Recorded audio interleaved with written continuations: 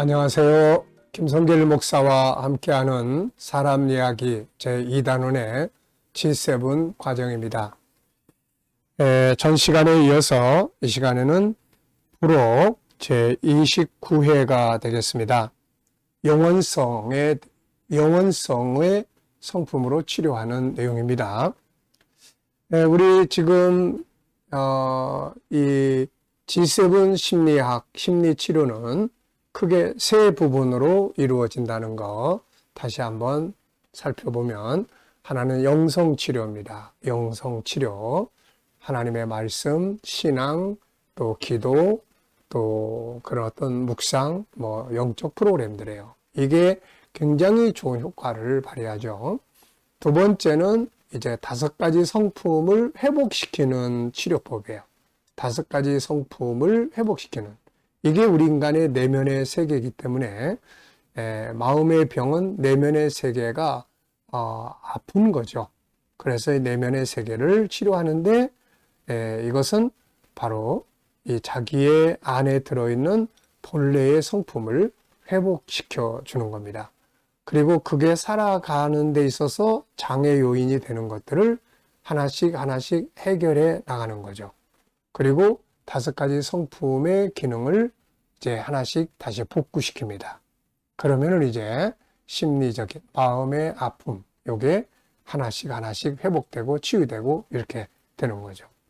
자, 그래서 이 5가지의 성품, 5-14의 기능은 정말 우리가 꼭 살아가야 될 나 자신의 모습이고, 나 자신의 실현이고, 행복의 비결이고, 이렇게 되는 거죠. 그리고 이게 망가져가지고 치유해 나가야 될 때, 이것만 잘 해결해 나가고 회복시켜 나가면은, 아픈 마음의 치유가 이루어지게 되는 거죠. 자, 그리고 이제 세 번째는, 이제 일반 사회적 상담이나 또 필요한 약물이나 병원 치료를 통해서 이제 같이 협업을 하는 겁니다. 이래가지고 이 3가지의 큰 틀을 가지고 이제 아픈 사람, 마음 아픈 사람의 아픈 마음을 치유하는데 도움을 주고 있습니다. 자, 그래서 5가지 성품은, 첫째는 유일성. 그 유일성 안에 있는 존귀함, 다양성, 재능, 요 영역들이 망가지는 데서 문제가 생기거든요. 그래서 요거를 다시 쭉 들어보고, 이분은 요 분야가 회복되는 게 좋겠다. 그러면 그 분야에 대해서 같이 이야기를 나누고 회복해 나가는 프로그램을 짜고 이렇게 하는 거죠. 그 다음에 이제 두 번째는 바로 이제 인격성입니다. 인격성 안에 또 3가지. 생각의 기능, 그 다음에 자유의 기능, 그 다음에 소통의 기능. 그래서 이렇게 소통의 기능, 이런 부분들이 잘 이렇게 활용이 될 수 있도록 해주면 치유의 기능이 이루어지게 되는 거죠. 그 다음에 이제 세 번째는 이제 거룩성입니다. 그래서 이 거룩성이 이제 성품이 또 굉장히 중요한데요. 바로 하나님과의 관계를 갖는 영성, 그 다음에 또 하나는 이제 하나님과의 영성, 그 다음에는 작은 성품들이에요. 작은 성품들. 그래서 작은 성품들, 이 성품이 심리적 행복과 심리적인 이 아픔을 만드는데 굉장히 중요한 연관성을 가지고 있습니다. 자, 그래서 이 성품에 대한 훈련. 그 다음에 이제 세 번째가 이제 컨설팅의 기능이죠. 그래서 이걸 잘 활용을 하는 겁니다. 잘 체크해서 장점이 뭔지, 좋은 점이 뭔지, 그래서 자기 자신의 아주 그 중요한 요소들을 찾아내는 거예요. 이걸 갈 수 있도록 만들어 가는 겁니다. 자, 그 다음에 이제 네 번째가 바로 사랑성이었죠. 그래서 이 사랑성은 2가지 영역, 하나는 채우는 영역이 있었고 또 하나는 나누는 영역이 있었다 하는 것을 우리가 말씀드렸습니다. 채워야 될 게 채워지지 않고 계속 비어 있으면은 여기서 이제 번아웃이 온다고 그랬죠. 또 채워졌는데 나누지 않으면 삶의 재미가 없는 거예요. 무기력해지게 되고 또 이게 또 문제를 만들게 됩니다. 그래서 항상 물은 흘러 들어오고 나가고 흘러 들어오고 나가고, 이게 이제 잘 이루어져야 되는 거예요. 흘러 들어오지 않는데 나가기만 하면 나중에 결국 물이 배정 말라지겠죠. 그 다음에 흘러 들어오긴 하는데 나가는 곳이 없으면 이게 또 썩게 되겠죠. 그래서 창조의 원리를 잘 이해하는 게 중요합니다. 자, 그리고 이제 다섯 번째는 영원성이에요. 이 영원성은 인간이 정말 궁극적으로 행복하게 하기 위해서 하나님이 우리 안에 담아주신 행복의 성품입니다, 이게. 그래서 이 영원성은 결국 천국에서 영원히 사는 그 성품이에요. 그러다 보니까 우리 인간 속에는 항상 뭐가 있냐면은 영원에 대한 사모하는 마음이 있어요. 전도서 3장 11절에 보면은 영원을 사모하는 마음을 우리에게 주셨다. 그래서 우리 인간 속에는 이 영원한 삶, 뭔가 모르지만 신앙생활을 안 해도 이 영원한 어떤 삶, 그래서 사람이 죽음을 싫어하고 사는 걸 중요시 여기고 이렇게 되는 거죠. 자, 그러다 보니까 또 이 세상 것들만을 가지고는 만족이 안 돼요.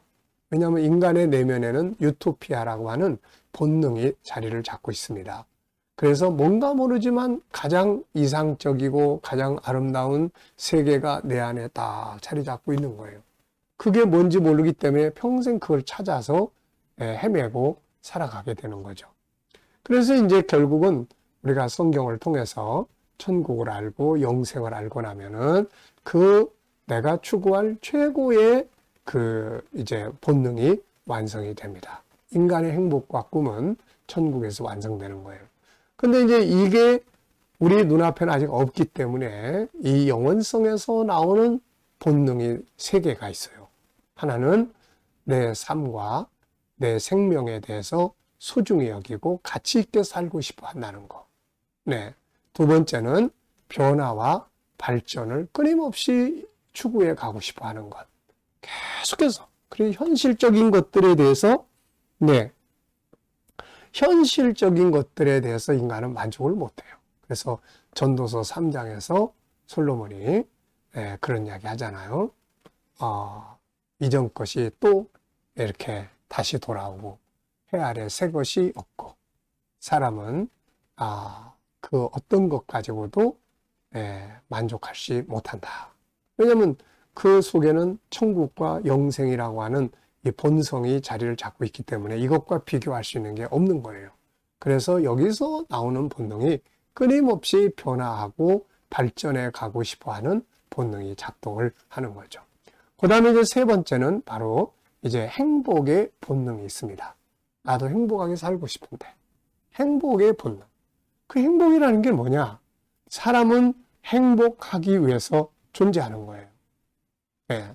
그래서 가끔 상담하다가 보면은 아유 나도 좀 행복하게 살고 싶은데 그러면 저는 그런 이야기 하죠. 그러면 오늘부터 행복하게 사세요. 행복하게 사세요. 아니 어떻게 해요? 나는 행복한 사람이다 라는 언어를 말로 표현하기 시작하고 그 다음에 생각을 행복하다는 생각을 자꾸 만들어가고 그 다음에 행복해질 수 있는 행복 프로그램들을 자꾸 짜는 거예요. 자꾸 만드는 거예요. 그래서 제가 행복 프로그램이라는 말을 많이 씁니다. 개인의 행복 프로그램, 부부의 행복 프로그램. 행복은 저절로 오는 게 아니에요. 행복은 만들어 가는 겁니다. 자, 그래서 창세기 1장 27절부터 31절까지를 쭉 보면은 인간이 행복할 수 있는 행복의 요소가 거기 다 있어요. 그 중에 하나가 뭐예요? 바로 하나님과의 관계. 인간은 육체만 있는 게 아니에요. 그래서 이 영적인 관계를 통해서 행복감을 느낍니다. 그 다음에 또 하나는 자기 자신과의 관계예요. 자기를 개발하고 자기를 발전시키고 자기를 성취감을 만들고 이게 행복이에요. 그 다음에는 가족이나 다른 사람들과의 관계를 잘 가져서 우리는 보통 저 사람이 나를 힘들게 그러잖아요. 근데 사실은 내가 대응을 잘 못하는 문제들이 많아요. 그래서 대화법 훈련하고 인간관계법 훈련하고 감정에 대한 이해력도 키우고 이러면서 행복을 만들어가는 거예요. 그 다음에 네 번째는 이제 하늘과 땅과 바다와 그 가운데서 모든 만물들 속에서 내가 일을 하는 거예요. 내 달란트대로 내가 하고 싶은 일, 즐거워하는 일들을 찾아서 업무를 하는 거죠. 그러다 보면 거기서 성취감이 오고 열매를 얻게 돼요. 이런 것들이 다 행복의 요소들이에요. 그리고 내가 살아가면서 내가 좋아하는 것들, 또 내가 또 이루고 싶은 것들, 내가 뭐 어떻게 하면은 또 내 안에 있는 스트레스나 이런 것들이 쉽게 풀어지는지, 그래서 이런 것들을 다 정리를 하는 겁니다. 그래서 이 영혼성에서는 생명과 삶의 가치관, 그래서 가치를 찾게 한다든지, 내가 살아가는 삶의 의미를 찾게 한다든지, 삶을 아름답게 만드는 방법들을 함께 나눈다든지, 이런 것들을 이제 통해서 그 본능을 일깨워 주는 거죠. 변화와 발전을 위한, 그래서 뭔가 환경의 변화를 주고 삶의 변화를 주고, 어떤 분은 상담하러 올 때 보면은 굉장히 그냥 다 자세가 흐트러져 있어요. 그럼 자세가 흐트러져 있는 모습을 내가 거울로 보면은 또 그게 우울해지거든요. 그래서 거울을 한번 보게 합니다. 어떠세요? 거울 보시니까. 아유, 뭐 완전히 단늙은 사람 같아요. 그러면서 내가 모습이 너무 추하게 생겼어요. 막 이런. 자, 그러면 이제 다음에 오실 때는 화장을 깨끗하게 하시고 또 아름답게 잘 자기를 단장하고 오세요. 그래가지고 그 다음에 이제 그렇게 오면은 거울을 보고 어떤 느낌이 드세요? 그러면은 이거 하면서 굉장히 기분이 좋아졌어요. 이런 경우들이 많이 있거든요. 그러니까 뭔가 사람은 자기를 아름답게 만들고 또 이러면서 그 안에서 변화와 발전이 만들어질 때 내 안에서 그런 우울함이 또 기쁨으로 바뀌기도 하고 이렇게 되는 거예요. 그 다음에 이제 행복의 요소들. 그래서 영혼성의 방법을 가지고 그분의 이야기를 쭉 들어보고, 아, 이분은 이 영역이 필요하다. 이렇게 진단을 하면은 이걸 가지고 도와줄 수가 있습니다. 자, 우리가 이렇게 5가지 성품은 그냥 성품이 아니라 아픈 마음을 치료하는데 아주 효과적으로 사용할 수 있다는 거 꼭 기억해 두시고 익숙하게 이 5-14 공부해 보시기 바랍니다. 자, 이 시간 말씀 여기까지 하고 마치겠습니다. 감사합니다.